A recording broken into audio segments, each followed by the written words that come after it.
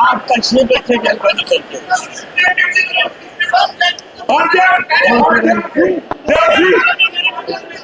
सुनिए मेरी बात, आप तशरीफ रखो ना, आपकी बात आ गई है, आप सुन लीजिए बात, आप तशरीफ रखे, आप सुन लीजिए बैठे बैठे। मैं कहता हूं कि आपकी बात आ गई, क्या आपकी बात आ गई है? अब बात सुन लीजिए ना आप। जो सवालात यहाँ पर हाउस में आते हैं, ये जरूरी है कि उस महकमे के ऑफिसर साहिबान भी यहाँ पर तशरीफ रखे। हायर सब जो सबसे बड़ा ऑफिसर है उसको तो रहना चाहिए, उसको कोई शक नहीं। जिनके सवालात हैं, अगर हम कहेंगे कि पूरा सेक्रेटरी यहाँ आना चाहिए तो बैठना चाहिए यहाँ पर, वो रिजनेबल बात नहीं है, क्योंकि जगह भी उतनी है, जगह भी देख लो ना यहाँ पर। आप सुनो मेरी बात, आप मेरी बात सुन लीजिए, बात तो मेरी सुन लीजिए आप।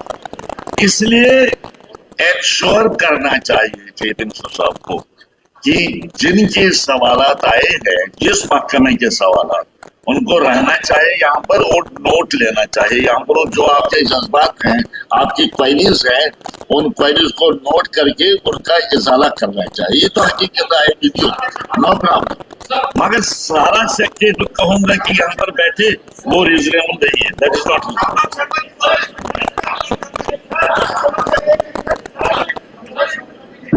ये सिर्फ पास प्रैक्टिस नहीं रही है। अगर हम अपना रूल बुक देखेंगे, जो हमारी कॉन्स्टिट्यूएंट कमेटीज है, 3 जैसे हैं, और उसके ऊपर ये सारा अपेक्स हाउस है, तो हम लोग देख रहे हैं कंसर्न सेक्रेटरी जो है, administrative secretary, he is supposed to be, rule ये स्पीक करते हैं। तो मुझे लगता है चीफ मिनिस्टर साहब तो इसका संज्ञान लेंगे। आपकी तरफ से भी आज एक नोटिस सर्व होना चाहिए, नोटिस जाना चाहिए ऑनरेबल स्पीकर साहब की तरफ से, और वो काफी मैं आपको ये बता नहीं सकता, लेकिन क्योंकि आपसे ज्यादा इस चीज में कोई माहिर नहीं है, लेकिन आप हाउस का कंसर्न नोटिस के थ्रू सर्व करिएगा। Chief secretary he is top of the hierarchy, make them accountable for that, और कॉपी ऑनरेबल चीफ मिनिस्टर साहब को भेजिए। और इन फ्यूचर जो भी head of the department and the administrative secretary of the that department जिसका यहाँ business है, अगर नहीं होता तो उस बिजनेस को डेफर किया जाए। सर, मेरी ऑनरेबल स्पीकर सर, जब से ये हाउस चल रहा है पिछले सेशन से, मैं देख रहा हूँ जो हमारी डेमोक्रेसी 3 पिलर पे टिकी है। एक हमारा ये लेजिस्लेटर है, दूसरा हमारा एग्जीक्यूटिव है, तीसरा जुडिशरी है। Sir, executive has been made accountable to the legislator, but why they are not coming in the house? Sir, when the house is in session, why they are absenting themself? Why they are absenting themselves? Sir हम कहाँ पूछेंगे उनको? Sir, ये बात उन्होंने भी बताई पहले ही, the question over is over. नहीं।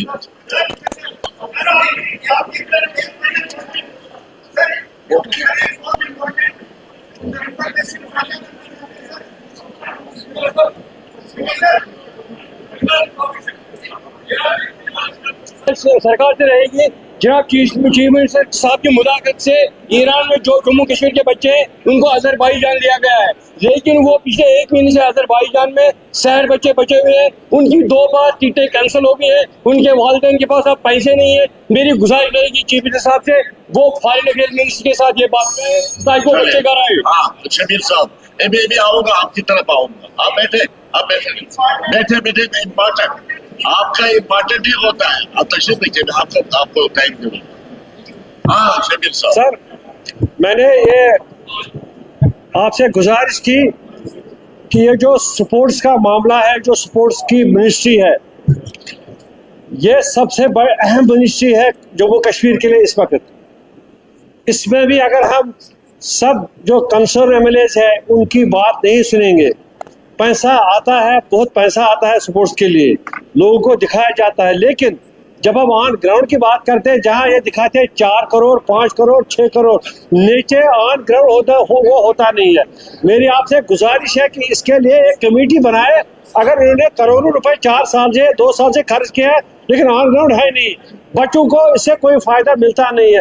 हम यहाँ बहुत ऐलानात करते हैं, हमने ये स्टेडियम बनाया, हमने इनके लिए, इसलिए मेरी गुजारिश है, मैं सब लोगों से गुजारिश की इसके लिए हाउस कमेटी बनाई जाए, क्योंकि ये एक आर्टरी मकसद है। सड़क भी मिलेगी, पुल भी मिलेगा, लेकिन जो बच्चों का जो फ्यूचर है उसके लिए ध्यान दिया जाए। और मेरी गुजारिश है कि इसके लिए कमेटी बनी जाए, क्योंकि जो भी फंड से वो आते कहाँ से खर्च हो जाते हैं। मैं साझा करना चाहता हूँ उसके साथ। सीएजी की रिपोर्ट हमारी आई है, परसों टेबल हुई है, और उस रिपोर्ट में लगभग 14,698 करोड़ जो रुपए हैं जो मिसिंग है। केंद्र सरकार ने पैसा दिया और पैसा कहाँ गया, किस प्रोजेक्ट में लगा, उसके रिपोर्ट, और 18 महीने के अंदर हमें रिपोर्ट देना होती है कि जो पैसा आया वो कहाँ यूटिलाइज हुआ। सर, मैं ये जानना चाहता हूँ, जब हम डेली वेजेस की बात करते हैं, इवन जब एमएलए की बात होती है सैलरी की, या मैं साझा करना चाहता हूँ कि जब तीसरी चौथी बार हाउस लगा है तो लगातार लोगों में ये मैसेज है कि पहली बार जब हाउस लगा तब एमएलए की सैलरी बढ़ी, दूसरी बार लगा तो एमएलए ने सैलरी बढ़ाई, तीसरी बार लगा एमएलए की सैलरी बढ़ी, जबकि ऐसा कुछ नहीं है। सर, मैं ये कहना चाहता हूँ, डेली वेजेस की बात होती है, हमें उनकी तनख्वाह बढ़ाना पड़ता, पैसा नहीं है सर, ये बड़ा इंपॉर्टेंट है, बड़ा इंपॉर्टेंट। हम कहते हैं पैसा नहीं है, 1400-1500 करोड़ का गबन हो गया, उसका पता ही नहीं है, ये बहुत इंपॉर्टेंट है सर। इसके साथ मेरी बात सुनो,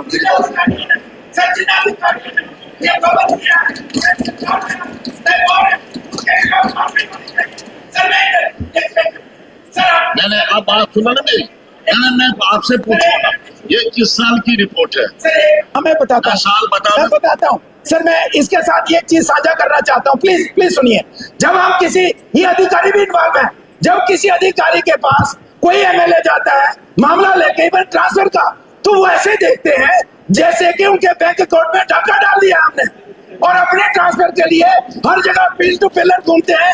हम छोटा सा काम, हमारे एमएलए की शिकायत आती है कि कोई अधिकारी, उसमें अच्छे भी है, लेकिन मैक्सिमम अधिकारी इस तरीके से देखते हैं जैसे बैंक अकाउंट में डाका डाल दिया है। इवन मैं मिनिस्टर्स को भी कहना चाहता हूं, आप एमएलए को कोऑपरेट नहीं करेंगे तो अधिकारी आपको भी इसी तरीके से लेंगे जैसे हमें लेते हैं। तो मैं मुतवाना गुजारिश करना चाहता हूं, ये जो मैसेज एमएलए की सैलरी का बाहर गया है, ये गलत मैसेज है। कोई सैलरी, कोई हमारे के कोई वेजेस नहीं बढ़े हैं, ये मैसेज गलत किया है। और ये 1500 करोड़ का जो गबन है, आज का है या पहले का, जिसने भी किया है उसके खिलाफ कार्रवाई होनी चाहिए। और उन अधिकारियों के, मुझे लगता है कि बहुत सा समय इस गबन में अधिकारियों के पास पूरा सरकार की, उनके खिलाफ कार्रवाई होनी चाहिए।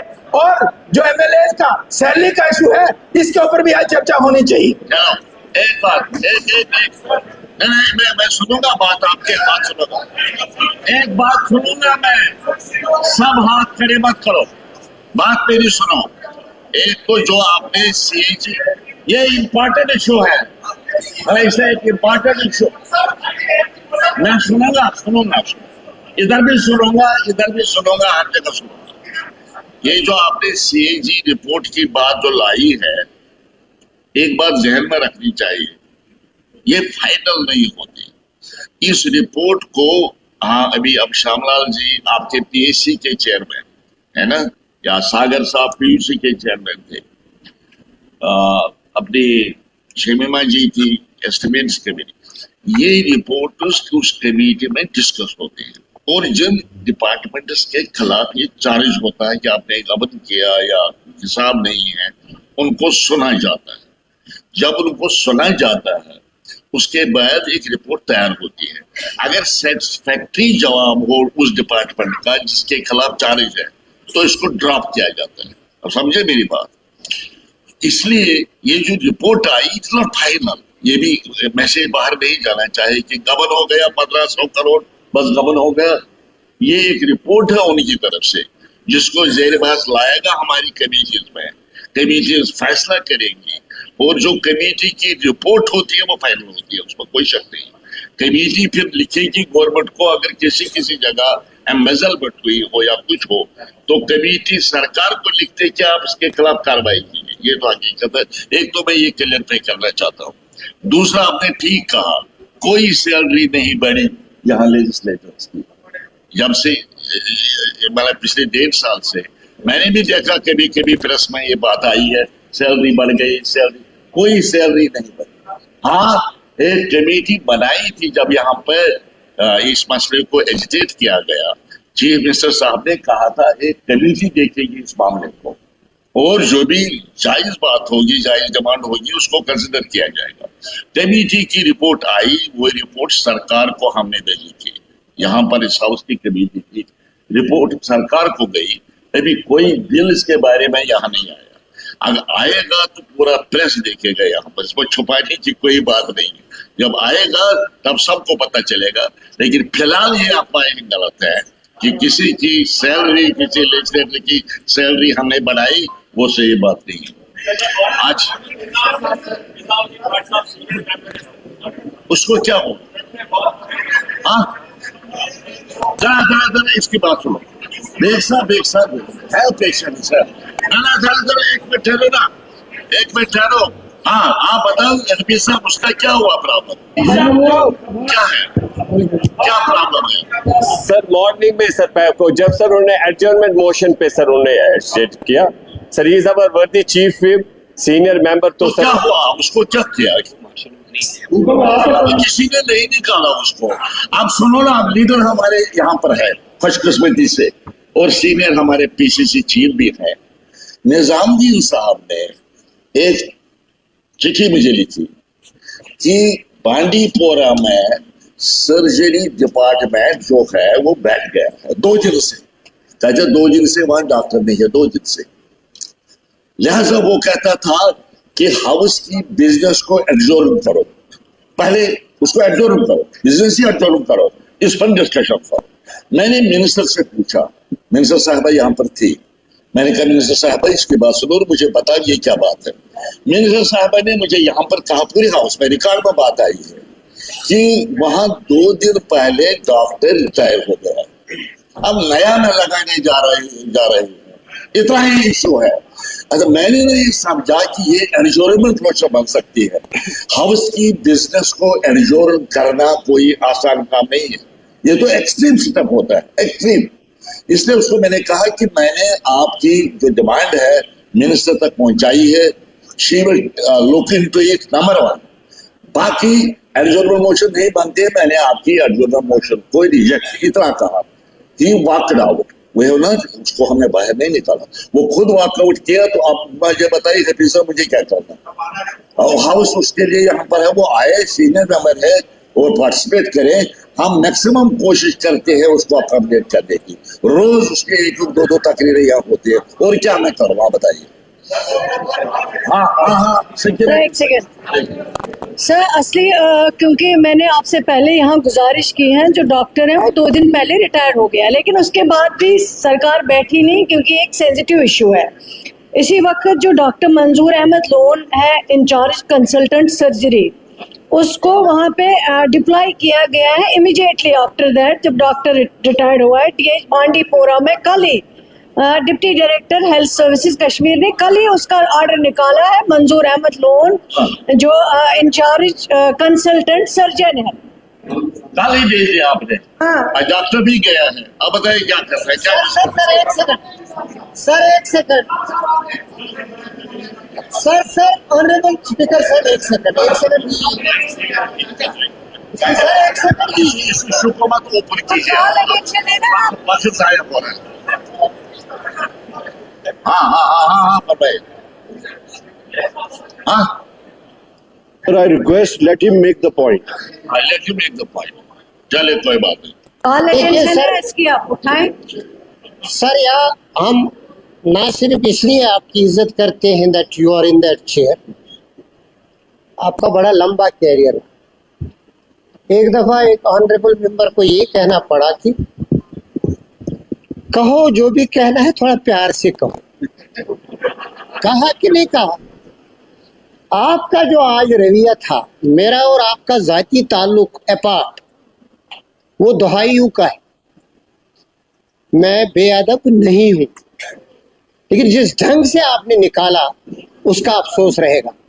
एक तो ये नहीं निकाला नहीं मैंने वही आपने कहा you can go, no no no no बिल्कुल कहा जनाब, बिल्कुल कहा, बिल्कुल कहा, जाइए आपको निकाला फैंटास्टिक। देखिए सर, ये मैं आई अप्रिशिएट ऑनरेबल मिनिस्टर का मुझे एहतराम है। वो अस्पताल 1 साल न्यूज में रहा, मैंने अस्पताल जाकर रात के वक्त लाइव चलाया और ऑनरेबल मिनिस्टर ने सुना, ये वहां खुद आई, देखा अस्पताल की हालत क्या है। आज भी वहां 4 चीजें हैं, ये खाली सर्जन का मामला नहीं है। District hospital without surgeon for 2 days. दूसरा मसला उठा रहे हैं आपने, प्लीज आप टाइम नहीं है, इतना टाइम नहीं, don't take this house for a ride, please please please please. देखिए निजाम साहब, अगर 1 मिनट जरा पास मत करो, ज्यादा क्यों बातें करते हो, मेहरबानी करो। देखो ना आप जब उधर आप सुनो ना मेरी बात, आप सुनो मेरी, आप तशरीफ रखो ना, मेरे साथ बात करो, इनके साथ लड़ाई मत करो। निजामुद्दीन साहब, आपको जब मैंने कहा दलील दे दी, मैं आपकी एडजर्नल मोशन एक्सेप्ट नहीं कर सकता हूँ। मैंने कहा आप यहाँ आए और बहुत आर्गुमेंट्स करने लगे। मैंने कहा क्यों कर रहे हो, मेरी रूलिंग जो है वो फाइनल है, यही कहा मैंने, मेरी रूलिंग फाइनल है।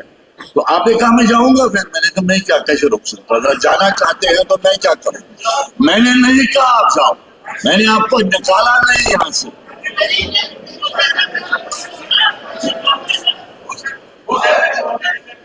क्या सरदार जी आप सिफारिश कर रहे हैं, बोलिए। मेरी सिफारिश है, कल गुरेजी साहब मेरी सिफारिश कर रहे हैं, उनको टाइम दो। अच्छा पर भाई मैं एक रिक्वेस्ट करना चाहता था कि आपने कहा कि हाउस में कमेटी बनाई है कि सैलरी रिव्यू करने के लिए कमेटी बनी, उसकी क्या रिकमेंडेशन है? मेरे साल हो गए बने हुए, तो ये मैं आपसे पूछना चाहता हूँ। दूसरा मैं कहना चाहता हूँ कि भाई कोई सिस्टम बनना चाहिए, सिस्टम बनना चाहिए। जैसे एम्प्लॉइज के लिए सेंट्रल गवर्नमेंट ने 8th पे कमीशन अनाउंस कर दिया, 7th पे कमीशन तक तो चले, जम्मू कश्मीर में 7th पे कमीशन है। मैं अपनी बात करता हूँ, मैं यूनिवर्सिटी में प्रोफेसर था, जब प्रोफेसर गारूराम थे, हम approximately near about 4 lakh salary लेते थे यूनिवर्सिटी के एज ए प्रोफेसर, जो डायरेक्टर थे। ये जब MLAs अपनी सैलरी बढ़ाते हैं, पब्लिक में ह्यूमन कराई होता है, क्योंकि ये हमारी जो सर्विस है, ये सोशल सर्विस है, सेवा वॉलंटरी हम लोगों ने ये एक्सेप्ट किया। मेरी एक सजेशन है कि जस्ट लाइक जैसे पे कमीशन कुछ इन्हांस करते हैं एज पर जो मार्केट के बीच जो रेट्स बढ़ते हैं, जो परसेंटेज वाइज उसको सैलरी को इन्हांस करते हैं, जो हमारी कमेटी बनी हुई है उसको मुझे नहीं पता, मैं फर्स्ट टाइमर हूँ कि पहले सैलरी कब इन्हांस हुई थी, मुझे उसका आइडिया नहीं है। उसके हिसाब से प्रोपोर्शनेट, वैसे हर 10 साल के बाद या हर टेन्योर के बाद ऐसे कोई एक सिस्टम बनना चाहिए जिससे पब्लिक में ह्यूमन क्राई भी ना हो और मिनिमम जो वेजेस बनने चाहिए उस हिसाब से वेजेस बढ़े। मुझे लगता है कि इसमें क्या हुआ है उसके बारे में मुझे पता, उसके बारे में बताना चाहिए। साहब आप कुछ कहना चाहिए। ऑनरेबल स्पीकर सर, आपसे मोदबाना गुजारिश है कि ये जितना हाउस है, बल्कि जो इस साइड के लोग हैं, इनका एक मैंडेट है बात आपके जरिए हुकूमत तक पहुंचाइए, वही बात है बेशक। जब ये असेंबली बनी, उसके बाद जब यहाँ बजट पेश हुआ और उस बजट की जो कंक्लूडिंग स्पीच थी, उस बजट सेशन की जो बजट सेशन की कंक्लूडिंग स्पीच थी, उसमें ऑनरेबल चीफ मिनिस्टर साहब ने 2 बड़ी इंपॉर्टेंट बातें की। एक, उन्होंने ये कहा कि एक कमेटी तश्कील देंगे जो यहाँ लेजिस्लेचर्स हैं, जो मेंबर्स हैं इस हाउस के, वो इस हवाले से अपनी रिकमेंडेशंस देंगे। 10 साल के बाद, तकरीबन 10 साल के वक्फे के बाद ये असेंबली बनी, वो रिकमेंडेशंस देंगे और उनकी जो रिकमेंडेशंस थी वो 2 तरह की होगी। एक ये होगी कि जो इस हाउस के मेंबर्स हैं उनकी सैलरी क्या होनी चाहिए, उनके अलाउंसेस क्या होने चाहिए, और दूसरा एक सिस्टम बना दिया जाएगा कि जिस तरह मुल्क की पार्लियामेंट में एक सिस्टम है कि जब वहाँ पर ये सैलरी या बाकी जो वर्क्स होते हैं वो अलाउंसेस जो वो सिस्टम के थ्रू आते हैं, उसमें किसी मेंबर पार्लियामेंट को खड़ा होके अपने आप को लोगों की नज़र में, जर्नलिस्ट की नज़र में, क्रिटिक्स की नज़र में इस तरह से ह्यूमिलेट नहीं करना पड़ता जिस तरह से इस हाउस को करना पड़ता है। और इसकी मैं 3 मिसालें आपको दूंगा। ऑनरेबल सागर साहब, the most competent and the most senior member of this house, इनकी क़यादत में महबूबा जी ने एक कमेटी तश्कील दी। उसके मेंबर्स थे ऑनरेबल मेंबर तारा गामी साहब भी, मैं भी उसका मेंबर था, इंजीनियर रशीद साहब को अल्लाह सलामत रखे वो भी उसके मेंबर थे। जब हमने डिस्कशन की तो जो उस कमेटी के अंदर बातें हुई उनमें से कुछ आपकी खिदमत में और आपके जरिए वो जो वहां से मॉनिटर कर रहे हैं हमारे अपने भाई समाज का बड़ा लाजमी हिस्सा उन तक पहुंचाना चाहते हैं। 2 बड़े इंपॉर्टेंट इश्यूज हैं जो इस हाउस को आज एड्रेस करने हैं। एक ये, क्या एक आम गरीब किसान का बच्चा इस हाउस का मेंबर कभी बन सकता है कि नहीं बन सकता? क्या इस हाउस में सिर्फ उस तरह के लोग आने चाहिए जिनको सैलरी की जरूरत नहीं है, जिनको गाड़ी की जरूरत नहीं है, जिनको तेल की जरूरत नहीं है, जिनको किसी अलाउंस की जरूरत नहीं है, जिसको घर के रेंट की जरूरत नहीं है? तो एक कानून बना दिया जाए, कानून यह बना दिया जाए कि कोई गरीब आदमी अपनी जमीन को गिरवी रख के कभी लोन उठा के इलेक्शन ना लड़े। कानून यह मुरतब कर दिया जाए कि जो हम लोग सियासत में हैं हमारी सक्सेस रेट को ऑल ओवर द वर्ल्ड, कभी गूगल पे सर्च करके ये जर्नलिस्ट हजरात देख लें, सारी उम्र जब कोई शख्स सियासत करता है फिर जाकर ब्लॉक प्रेसिडेंट से अपना सफर शुरू करके अगर उसको मरने से पहले कभी मौका मिला तो वो यहाँ का मेंबर बनता है और वो 1.5 साल के लिए बनता है, 2 साल के लिए बनता है। ये सारा दारमुदार होता है कि वो असेंबली की मुद्दत क्या होगी। सारी जिंदगी जब कोई सियासत में देता है फिर उसके बाद इस हाउस का मेंबर बनता है। अब अगर वो एक आम किसान का बेटा है, उसने अपना मकान गिरवी रखा, यहां कोई ऐसा सिस्टम नहीं है कि किसी ऑनरेबल मेंबर को इलेक्शन लड़ने के लिए खर्चा, इलेक्शन कमीशन ने यह फैसला किया है कि आप 30 लाख रुपया खर्च कर सकते हैं। कहां से लाएगा मेरे गांव का एक आम आदमी, एक किसान का बेटा, चाहे वो PhD क्यों ना हो, चाहे वो मुझसे कहीं लायक और बेहतर क्यों ना हो, किस के पास जब वो जाएगा जहां से उसको कोई 30 लाख रुपया देगा फिर वो इस हाउस का मेंबर बनेगा और वो अपनी कम्युनिटी की, अपने लोगों की नुमाइंदगी करेगा। तो इशू इस वक्त आपके पास 3 है, आपके और चीफ मिनिस्टर साहब के सामने। एक ये कि इस हाउस का वो मेंबर जिसने अपनी जमीन गिरवी रखी है, या वो मेंबर जिसने वाकईतन अपनी जमीन बेची है, या वो मेंबर जिसने कर्जे उठाए हैं, या वो ऑनरेबल मेंबर जिसकी तनख्वाह में से 80% किस्तों में जाता है, लोन की किस्तों में जाता है। और मैं अल्लाह को हाजिर नाजिर रख के कहता हूं कि यहां मेरे ऐसे दोस्त थे पिछले असेंबली, मॉरिस असेंबली में, जिन्होंने अपनी जमीनें बेची हैं। अगर यह हाउस सिर्फ सरमायादारों के लिए है, अगर यह हाउस सिर्फ उन लोगों के लिए है कि जिनके पास पैसे हैं, चाहे पार से आते हैं चाहे यहां से आते हैं, तो फिर यह हाउस उनके लिए होना चाहिए। हो गया एक बात। दूसरी बात यह है कि किस सैलरी की बात करते हैं आप? 2 साल, 3 साल, 4 साल या 5 साल के बाद हम में से कोई मेंबर होगा क्या या नहीं होगा? ये सैलरी है, ये अर्न राइट है सर।